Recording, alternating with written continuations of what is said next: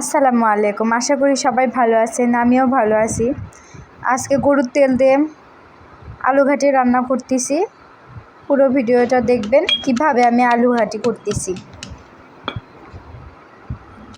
যেহেতু একা থাকি সেজন্য আদা রসুন পেশার জন্য এই শর্তাটা ইউজ করি। চট করেই হয়ে যায়, ভালো লাগে, হাতের কাছে থাকে। আদা রসুন ছিলে নিলাম, এখানে একটু বাড়িতে পিষে নিলাম। কিন্তু চারিদিকে যে হারে ছিটায় যাচ্ছে এটা তো মুশকিল হয়ে যাচ্ছে, একটু সাবধানে করতে হবে। করলে হবে কি ভালোভাবে এটা করা যাবে। একটু সময় লাগে, একটু পরিশ্রমও, ধৈর্য ধরে কাজটা করতে হবে। কোন কাজ ধৈর্য পরিশ্রম ছাড়া করা যায় না বলুন? প্রায় সব কাজে ধৈর্য ধরে করতে হয়।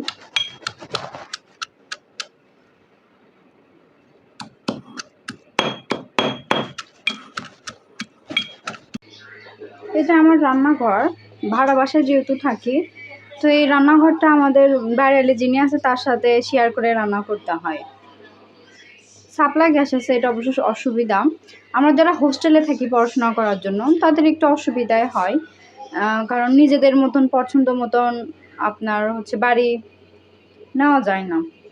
তো তবুও জীবনে কিছু করতে হলে অবশ্যই পরিশ্রম করতে হয়। তো এখন আমি আলুটা সিদ্ধ দিলাম, হওয়ার ভেতরে হয়তো প্রায়, দেখতে হবে হয়েছে কিনা। আর এইদিকে বাকি সমস্ত কিছু নিয়ে রাখছি। এই তো মিনিমাম সিম্পলের ভিতরে সুন্দর, খারাপ না। এই যে দুইটা তাক আছে দেখেন, আর এখানে রান্না করার জন্য চুলা, আর এখানে এক সাইডে রান্নার জিনিসপত্র রাখতে হবে, সেটা একটা জানালা আছে বাইরে। এই তো সুন্দর লাগে। জানালা দিয়ে অবশ্য আকাশ দেখা যায়। আপনাদেরকে আকাশ দেখানো যাবে? হ্যাঁ যাচ্ছে, পাশে সব বিল্ডিং। আমরা যে বাসায় থাকি বাসাটা টিনের। এখন আজান দিচ্ছে।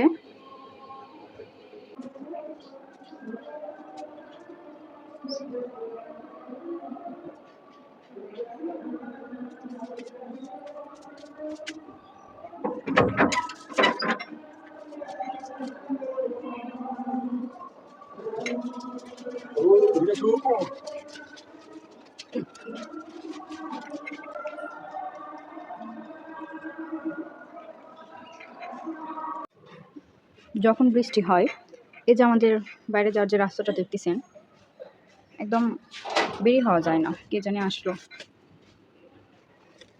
একদম নালা হয়ে থাকে জায়গাটা, বের হওয়া যায় না। দেখেন দিলে তো সবাই নামাজ পড়তে যাচ্ছে। এই চারপাশে এত বিল্ডিং বাসা, তবু রাস্তা ঠিক করে না। যখন একদম ভরে যায়, নালা হয়ে যায়, আসলে এখানে বের হওয়া যায় না, খুব মুশকিল।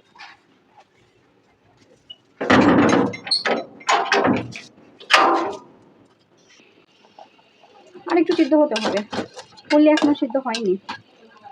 এক হাতে রান্না করা, আরেক হাতে ক্যামেরা ধরা, এটা একটু অসুবিধা। হোক, আর একটু হোক। ক্লাসমেট আসতেছে, ও কিছু খাবার রেখে গেছিল, সেই খাবার নিতে আসতেছে আন্টির ফ্রিজে, যার কারণে যাচ্ছি। আর এটা পূজা মণ্ডপ বানাচ্ছে, সুন্দর।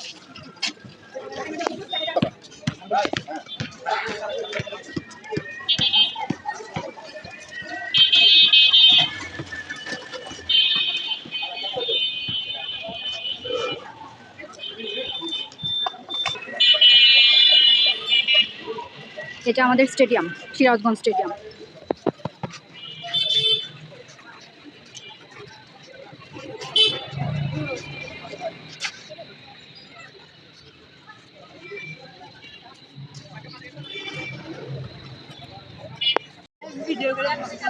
আবার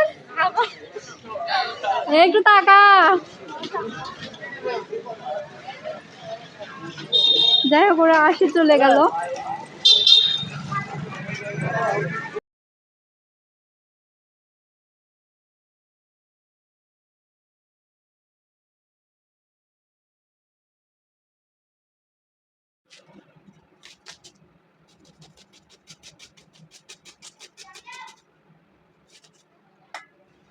কাঁচামরিচ দিব ভুলে গেছিলাম, তো এখন দিচ্ছি। আমাকে আবার কাঁচামরিচটাই বেশি ভালো লাগে। আর সেই কাঁচামরিচ যার এত দাম, খাবো কিভাবে? একবারে অতগুলো কাঁচামরিচ নিয়ে আসলাম, কারণ আমি কাঁচামরিচ না নিলেও নয়, একবারে বাসা থেকে টাকা দেয় একবারে বাজার করার চেষ্টা করি, কারণ যেহেতু পরীক্ষার সামনে পড়াশোনা করতে হয়, বারবার কেনাকাটা করা যায় না। কড়াইটা আমার ভেঙে গেছে, আমার এক জুনিয়র কড়াইটা ভেঙে দিছে, কেয়ার করার ফেলে দিতে ইচ্ছা হয়নি, ভাবলাম এটাতেই কাজ কর। কড়াই তোলার সময় মনে হলো আমি তো আলুই ছিলিনি। কথা বলতে বলতে ভুলেই গেছিলাম যে আমি এদিকে আলু এখনো সিদ্ধ করে রাখছি, কিন্তু ছিলা হয়নি, ছানা হয়নি, তার আগেই কড়াই তুলে দিছি রান্না করার জন্য। পরে মনে হলো আমি তো আলু এখনো ছিলিনি, তো কড়াইটা নামায় রেখে এখন আলু ছিলতে বসলাম, আলু ছিলতেছি। আর প্রচন্ড বৃষ্টি হচ্ছে, এই যে সারাদিন বৃষ্টি হলো হয়ে এখন রাতে আবার গুড়গুড় করতেছে মেঘ, মনে হচ্ছে আবার বৃষ্টি হবে। বৃষ্টি হলে ভালো লাগে, কিন্তু আমার এই যে রাস্তাটা আপনাদের দেখালাম, রাস্তাটা পুরো কাদুতে ভরে যায়, হাঁটা চলা তখন করা মুশকিল হয়ে যায়, এক হাঁটু পানি হয়ে যায়, চলাচল করা কষ্টকর। আশেপাশের যে নালা নর্দমা আছে সেগুলোর পানি, বৃষ্টির পানি, বোঝাই যায় না কোনটার পানি কোথায় যাচ্ছে। আলুটা পচা ছিল, ফেলে দিলাম। সবকিছুর এখন দাম বেশি।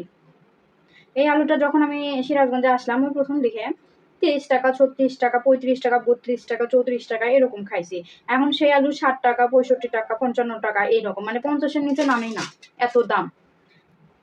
আজকে শুধুমাত্র আলু আর কাঁচামরিচে কিনে আনলাম, অন্যান্য বাজারে দেরিতে গেছে আড়তে, যার কারণে অন্যান্য জিনিস পাইনি, পাইলে হয়তো একটু কম করে নিতাম। আর আলুটা হলো আমাদের তো যেহেতু জাতীয় খাবার, সবকিছুতেই আলু দেওয়া যায়, আলুটা বেশি করে কিনলাম, কারণ হুট করে আবার কখন দাম পড়ে যাবে, আবার দাম বেড়ে যাবে, ঠিক নাই।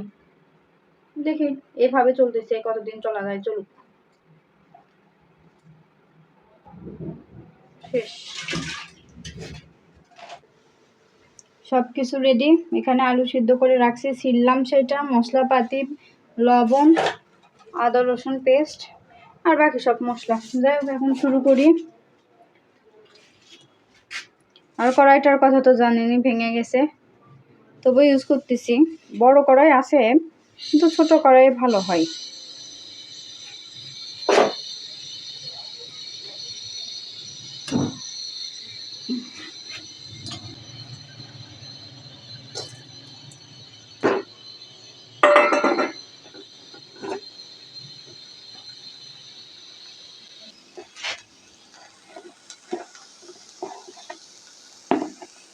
আলু বেশি ছানবো না, হালকা করেই ছানবো, যেহেতু গরুর তেল দিচ্ছি। একটু ভাতের সময়, ভাত যখন খাবো তখন একটু আলু যদি হাতের ওখানে পড়ে, একটু ডলে খেতে ভালো লাগবে।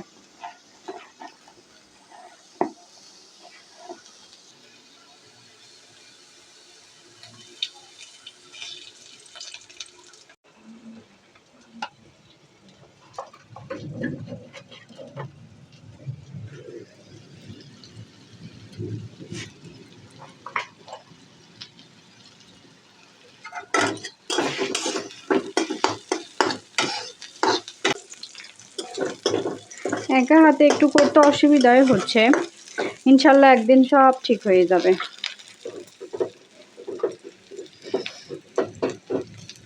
আদা রসুন একটু দিয়ে দিই।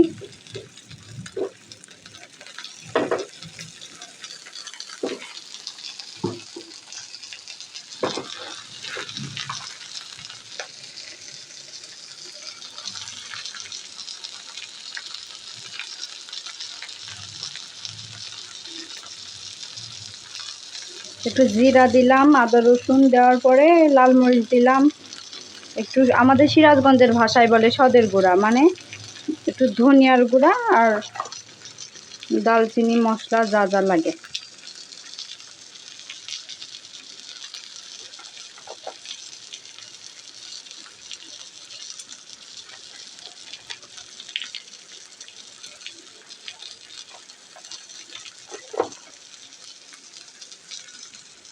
তিনটা দিলাম, বেশি হলো কিনা জানি না, কমেন্ট করে জানাবেন।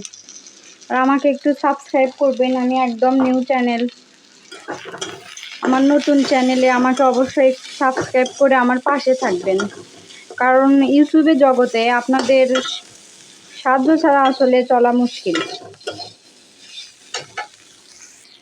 তেল একটু কমই দিছি, যেহেতু তেল দিয়ে রান্না করবো ওই জন্য বেশি তেল দিইনি, একটু পানি দিতে হবে। আর এইদিকে এই যে তেল দেখেন বন্ধুরা, জালটা একটু জোরে হয়েছে। বাবা, এইটা আবার করা যায় না, এটা খুব শক্ত আর টাইট। এখানে একটু পানি দিই।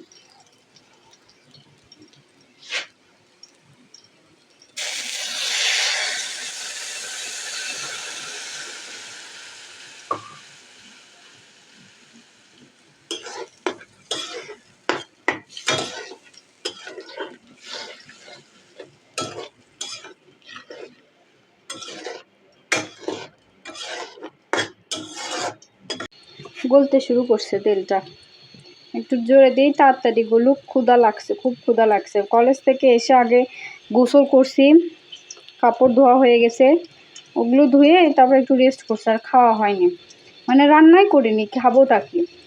তো যা ভাত ছিল সেটাই খাইছি, এখন এই যে রান্না করতেছি তারপরে খাবো। খেয়ে দিয়ে আবার পড়তেও বসতে হবে, সামনে পরীক্ষা।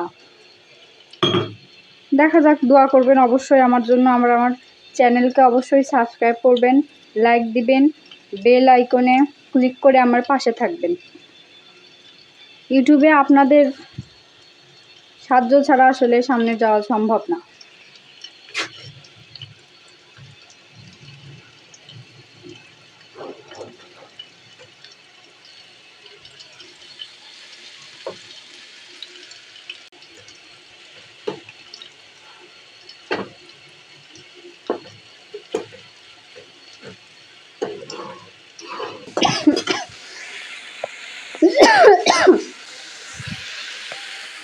অন্ধকার হয়ে গেছে, কিচ্ছু আর দেখা যাচ্ছে না। দাঁড়ান, বাইরের আলোটা দিয়ে আসি।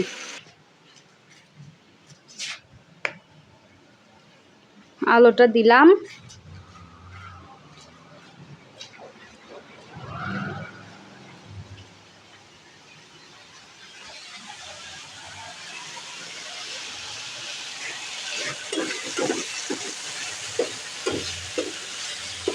এই যে দেখুন, বাইরের সুন্দর দৃশ্য দেখা যাচ্ছে না?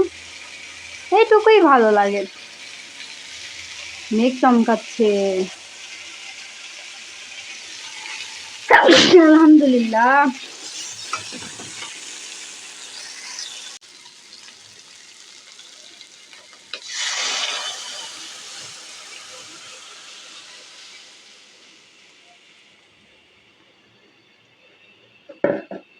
আলু ঘাটিটাই আগে দিলাম, কারণ এই তেল তো আমি একদম গরু মাংস করার মতন, মানে গরু মাংস যেভাবে রান্না করে সেইভাবেই রান্না করে রাখছি। তো এটার এক্সট্রা করে রান্না বা কষানোর প্রয়োজন নাই, যার কারণে আলু ঘাটিটাই আগে দিলাম, কারণ ওইটাই কষানোটা বেশি প্রয়োজন। হয়ে গেছে, এটা একটু জালটা নিভাই রাখি, এখন এই দিকে মনোযোগ দিই। এটা একটু হয়ে গেলে, এর ভিতরে একটু পানি কমে গেলে, একটু কষানো হয়ে গেলে এর ভিতরে ওই যে তেলগুলান আছে সেগুলো দিয়ে দিব এখানে।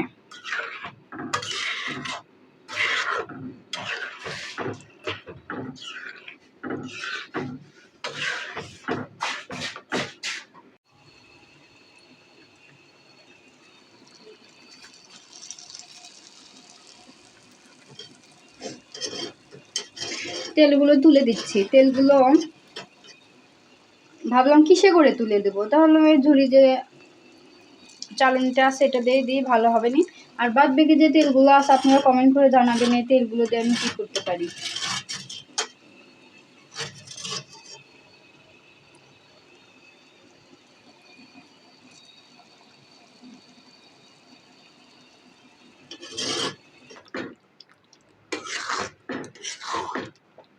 আমার এই তেল দিয়ে আলু ঘাটি করাটা দেখে কি মনে হচ্ছে জানেন বন্ধুরা? এই যে দেখেন এখানে, এগুলো দেখে কিন্তু একদম গরু মাংসের মতনই লাগতেছে। আমাকে এইটুকু দেখে খুব ভালো লাগতেছে। ওই যে মানুষ বলে না যে দইয়ের স্বাদ ঘোলে মেটাবো, তো আমারও ওই রকম মনে হচ্ছে যে আমি গরু মাংসের স্বাদ গরুর তেল দিয়ে মেটাচ্ছি। রান্না হয়ে গেছে, এখন খাবো। খুব ক্ষুধা লাগছে। দেখার জন্য ধন্যবাদ আপনাদের।